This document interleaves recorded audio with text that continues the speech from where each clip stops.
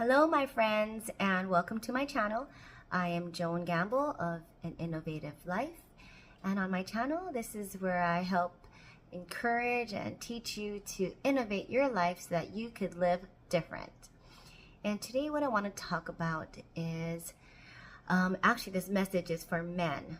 And earlier today, I was reading a scripture and talking about it. You'll see it in another video that I addressed the your younger self, okay? And you could check out that video. But I was inspired after that video to talk to the men because that video was based on Proverbs 31, okay, in the scripture.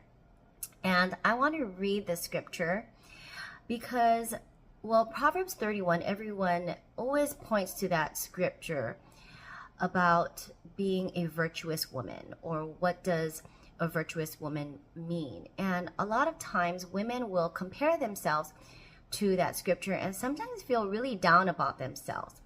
But what we forget to look at is how that scripture is actually about King Lemuel sharing the words of his mother to him and her advice to him as a king. Okay, so I'm going to read the scripture.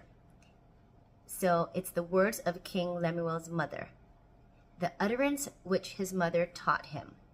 What, my son, and what, son of my womb, and what, son of my vows, do not give your strength to women, nor your ways to that which destroys kings. It is not for kings, O Lemuel, it is not for kings to drink wine, nor for princes intoxicating drink, lest they drink and forget the law, and pervert the justice of all the afflicted. Give strong drink to him who is perishing, and wine to those who are bitter of heart. Let him drink and forget his poverty, and remember his misery no more. Open your mouth for the speechless, in the cause of all who are appointed to die. Open your mouth, judge righteously, and plead the cause of the poor and needy.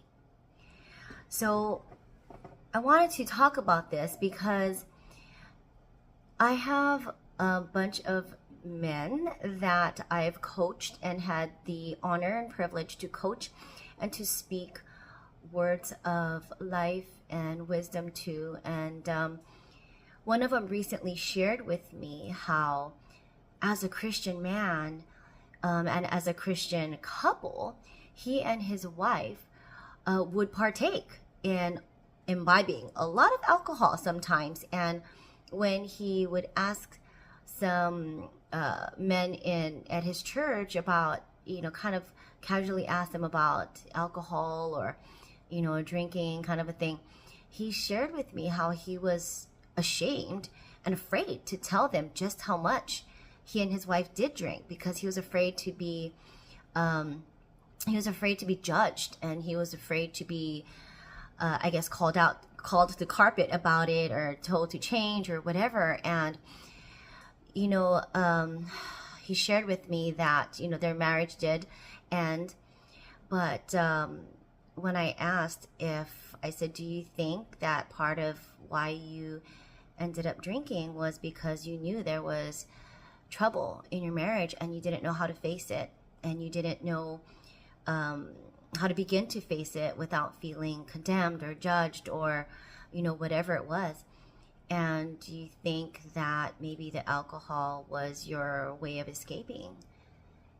And then when your marriage did end, that was his way of self-medicating. And he said, yeah, all of the above. And I said, do you think you knew deep down inside what was happening in your marriage and you didn't want to face it because you didn't know how to? And he said, yes, absolutely, 1,000%. And so I share that because I want to give examples of men in my life who I care about, because obviously they're friends and or clients and or both, friends and clients. We obviously know that alcohol doesn't help us to make good and clear decisions.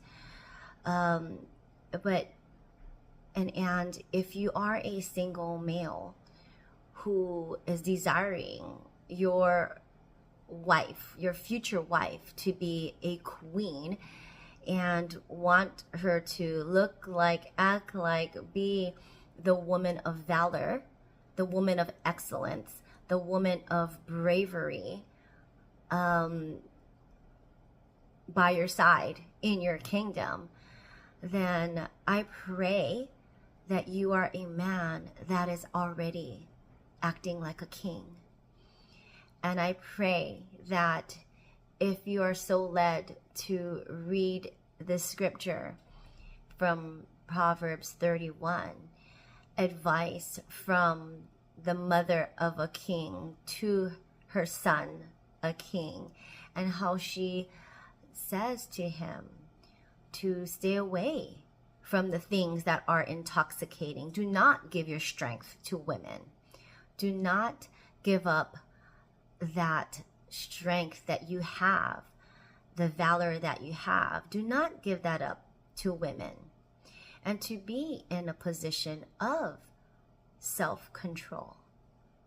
When you're intoxicated, and it's not just alcohol, it could be drugs, it could be TV, it could be porn, it could be, not a healthy lifestyle, it could be bags of potato chips, okay? Whatever it is that intoxicates you, causes you to not be in control of yourself and of your own strength, I pray, my brothers, that you find a way to be set free from that which intoxicates you, that causes you to not make good decisions as the king of your castle, okay?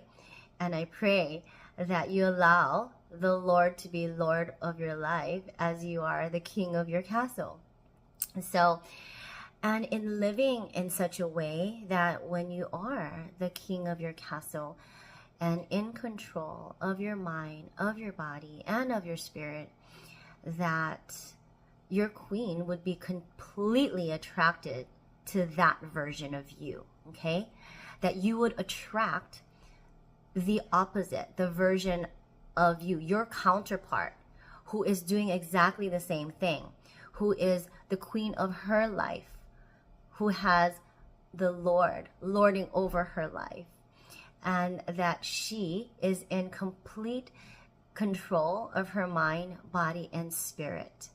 So my friends, again, I'm just here to encourage you in your own walk to innovate your life so that you can live different. I love you, my friends. Talk to you again soon. If you enjoyed today's message, please like, subscribe, and share it with other people. I would love to get the message out there that we have the power to innovate our lives so that we could live different. I love you, friends. Talk to you again soon. Bye for now.